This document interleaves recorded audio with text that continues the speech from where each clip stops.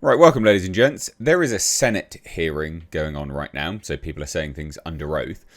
And Netflix boss, Ted Sarandos, has come out under oath and effectively said that Superman wasn't doing very well, and that's why it was pulled from theatres and chucked on streaming. Now, loads of people will go, yeah, that's obvious. Yeah, I get it. This isn't for you guys. Like, I understand that. This is more for people that, I don't know, are on the fence of sort of these things, or just wants to be up on the news, I guess. It's quite an interesting turn of events, effectively. So, appearing at a Senate hearing, Ted Sarandos was pushed on Netflix's commitment to keeping movies in theatres. Now, this is what's interesting. We'll watch the clip in a minute. But he said 45 days is the industry standard for self-enforcement. However, routinely, movies that underperform, the window moves a little bit. Superman was a little shorter window. So he is directly saying it was underperforming. Now, we do kind of know that anyway. We've had the figures come back. There's been a few reports now, actually, to say just how bad Superman did. In fact, it was saved not by its theatrical market money, saved by merchandise, if I remember rightly, which isn't great. You know, that's not great for what should arguably be a blockbuster.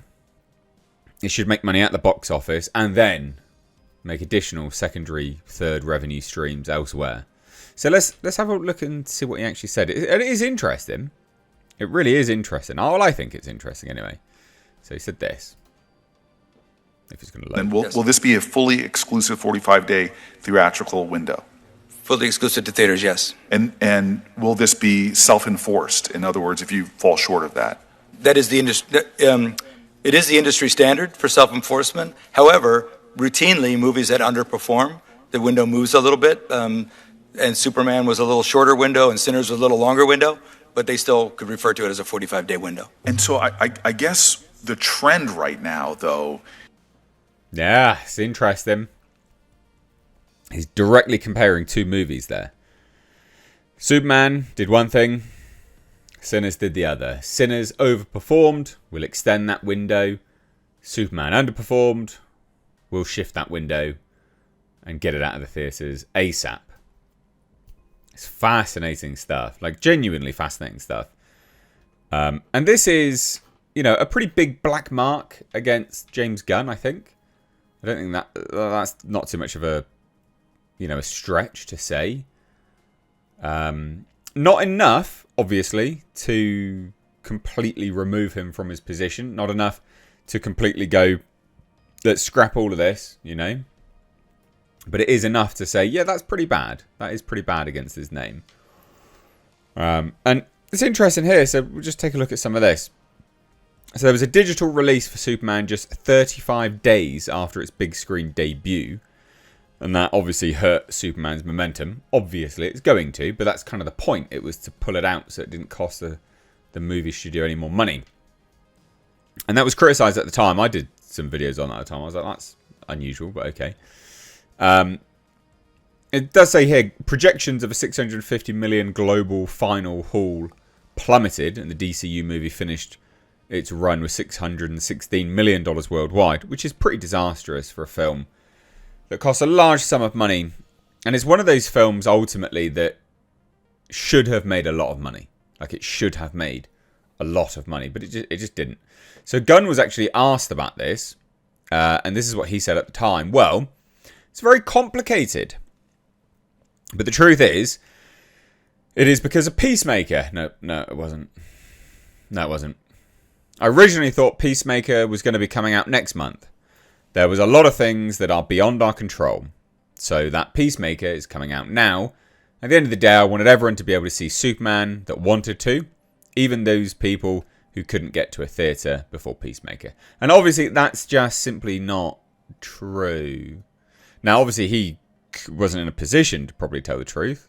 But it's one of those things, actually, where you just don't say anything. Don't say anything. right? Like, don't go out and say anything. But yeah, this is pretty bad. And that's really the reason for it. Yeah, wasn't there, was it? Yeah, wasn't there? Yeah. So now we got this. Again, pretty mad stuff. And there's been quite a lot. There's been quite a lot of pushback on this, which is just raging cope, to be fair. Like, proper cope. Bro, Superman 252 underperformed. It's over for the DCU. What are you confused about? Like, nothing. Superman 25 underperformed at the box office. But hey, those aren't my words. Ted Sarandos said it himself, just in case you misheard the video. So, right, okay, brilliant. He's lying, by the way. 2 years after the deal goes through, Warner Brothers films will be cut down to a couple weeks in theatres. Yeah, probably. Probably. And then loads of people are just getting mental. Like, oh, here we go again. Another day, another hard argument that's going to happen with Gunn fans and Snyder fans for this week.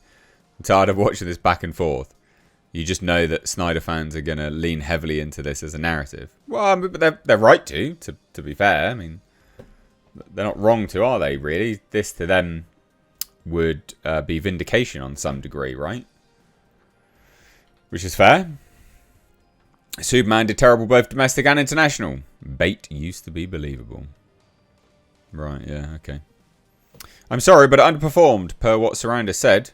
If it is doing so very good domestically very much, why yanked it prematurely? Grasping at straws with your old unreliable narrative. Well, I think it's fair to say it was removed because it wasn't doing massively well. But yeah, this is what people are... Is he coping? I think he is. Superman did amazingly domestically.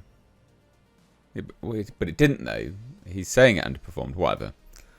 People are massively coping about these things. Who knows? It's interesting nonetheless. I will be very, very much intrigued to see... Because what have we got? We've got Supergirl. And then we've got Superman Man of Tomorrow next, I think, haven't we? Is it Man of Tomorrow? I think it is. So it'd be interesting to see what those films end up looking like budget-wise and things. I think it'll be significantly depressed budget. There you go. I don't have much else to say, really. It's just, this is fascinating, I think. And this will cause a lot of pushback for a little while now, but it is interesting. So there you go. Leave your thoughts down below. Is this the end for James Gunn? You know, people were saying, well, he's going to be on board now until 2027. It's like, yeah, this is probably when this goes through properly anyway. I don't think he's going to stay much past 2027. I think that's when his contract is up and I think he'll be booted out. But leave your thoughts down below. Interesting nonetheless.